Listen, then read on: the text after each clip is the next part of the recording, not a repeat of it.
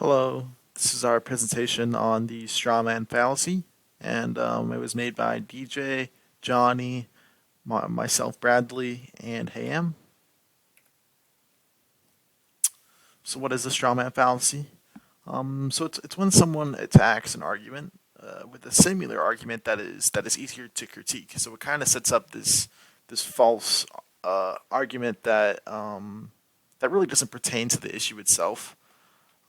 So this false argument is manipulated, exaggerated, or misrepresented in order to argue without actually engaging in the core position. So why is it bad? And of course, with many fallacies, this one kind of shares the same reasons on why it's bad. It damages the credibility of the opponent. It misleads the audience, and overall, just undermines constructive debate. The point of debating an issue is to educate the listeners, not to confuse them.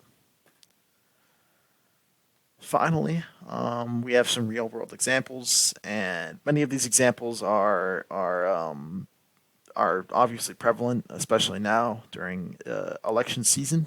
Um, so here are some examples.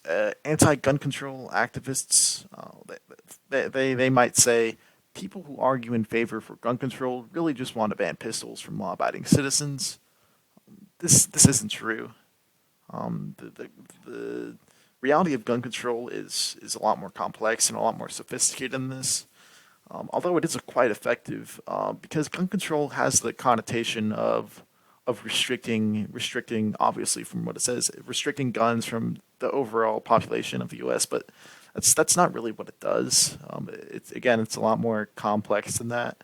So this argument is not really effective in terms of attacking the gun control concerns, but it is effective in convincing the audience. So that's not something that's a good thing, obviously, and it's not a productive thing. And so next, anti-immigration activists, they might say something like, "So you just want wide open borders that would let anybody, even criminals and murderers, into the U.S." This once again kind of does the same thing as the one before. It kind of scares the audience. Although the issue of immigration, and many people that argue in favor of immigration don't necessarily want open borders. They just want to make the process a lot easier. So it kind of, again, once again, undermines the argument without actually providing any hard kind of critiques. And so here are the credits. Thank you for listening. I hope you enjoyed.